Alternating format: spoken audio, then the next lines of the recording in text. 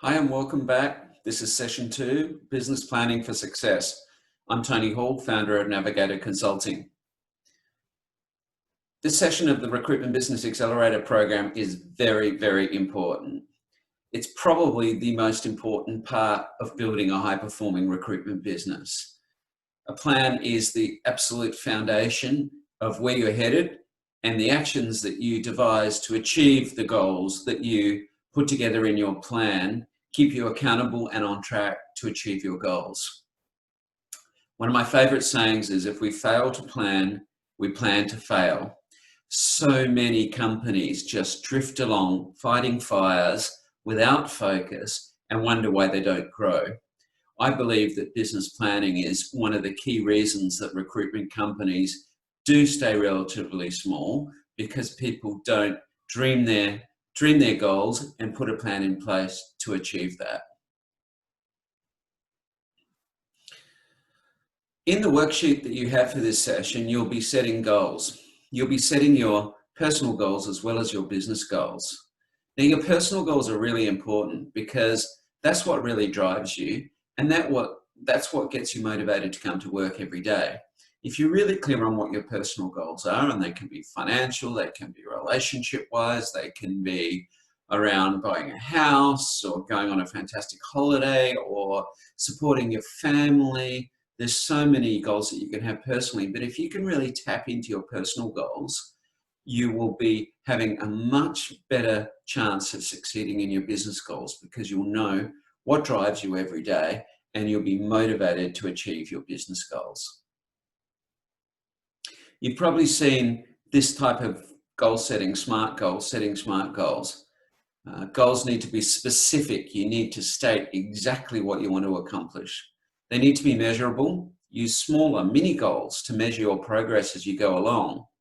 They need to be achievable. You need to make your goals reasonable. Otherwise, it'll be very difficult for you to succeed, and you'll be demoralized if you set goals that are too big.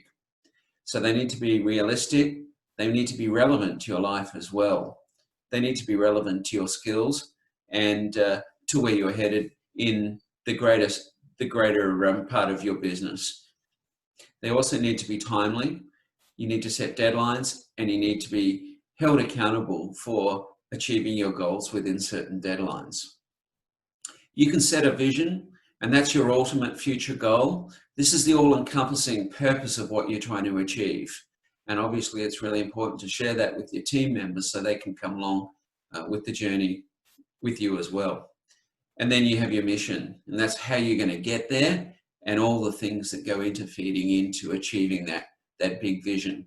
And in the worksheet, you'll be going through some of those items so that you can be writing your own vision and your mission. So we talked about aligning personal and business goals. You need to do this for your team as well. In the recruitment companies that I've managed and in the medium-sized one that I owned, we got all our staff to be able to fill in their own personal goals as well. So just as you as a business leader need to tap into your personal goals and then align them with your business goals, so do your team members. So they can do a planning exercise as well.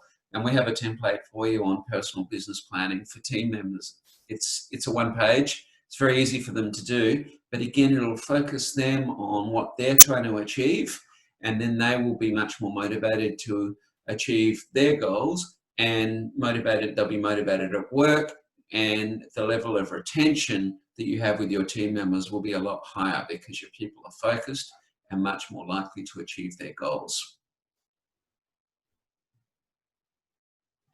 Personal planning really works. And what you can be doing is, once you've got your staff's personal plans in place, you can then determine whether they align with the company plan.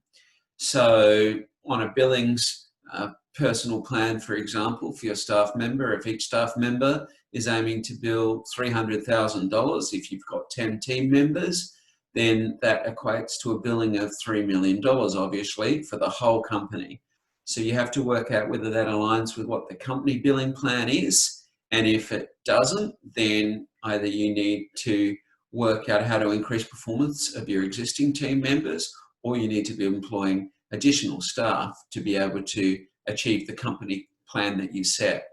So the big point here is it's no point having a lot of personal business plans that don't align with the larger company plan. They need to fit in together, and you and your team need to work together on both your personal and your business plans so they all come together into one. I saw this expression recently: a goal with no plan is just a wish. I think that really sums up what can happen if you don't have plans, and particularly action plans. And I'm a very big supporter of having action plans that you do tick off as you achieve things. And I personally get a sense of satisfaction out of ticking off my actions on my to-do list, because I know it's taking me closer to the plans that I have in place. To achieve goals, you also need regular review. You need to keep going back. You can't just set and forget. You need to have your goals and your plans very visible so that you can refer to them. And that's why I like distilling a business plan from a larger plan down to a simple one-page plan, because then you're able to review it more regularly and have it more front of mind, so that subconsciously everything that you do is guided towards achieving that plan. Your goals need to be communicated to, not just to yourself, but to your partner, to your family, to your work colleagues, everyone around you. The more you communicate your goals, the more that you'll be better focused on it, the more people will join you in the achievement of those goals. And while you are goal setting, it's a perfect opportunity to undergo continuous improvement as well.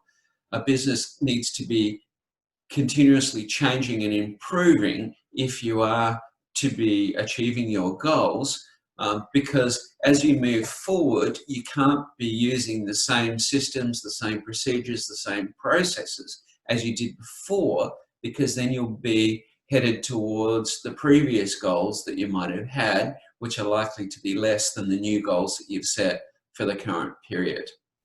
And finally, around achieving goals, external accountability, I believe, is really important. You can have internal accountability with a business partner or a life partner, but I really believe getting someone from the outside that really knows the recruitment industry and really knows the dynamics of growing a business, even if you only meet with them quarterly, for them to review your actions and your goals, to give you a reality check and to help you keep on track for achieving those goals. But what you'll also find is someone with many years of experience in growing and consulting to recruitment companies. They will be able to add many ideas for continuous improvement as well. And then once you've set your goals and your plans, what's also important is to be motivated to achieve them. And how you need to be asking yourself how you're going to celebrate success. How will you celebrate success with your team? How will you celebrate success for yourself? How will you feel when you achieve your goals? This is tapping into the emotional side of goal setting. Often business owners are very logical and non-emotional in the way that they run their businesses and set their goals. This is to tap into the emotional side, which is just as important as the logical side of goal achievement. So, how are you going to stay motivated? How are you going to reward yourself for implementing actions? How are you going to reward yourself when you do achieve the goals that you've set?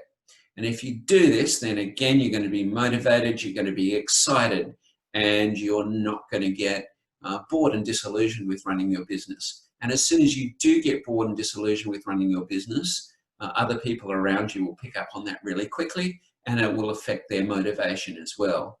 So self-motivation and celebration, really important for you, and also your team members. You need to be coaching them in how they're going to stay motivated and how they're going to celebrate their wins, because again, that leads to a much bigger chance of achieving the goals that you've set. And I've seen this happen in many, many businesses that I've helped over the years.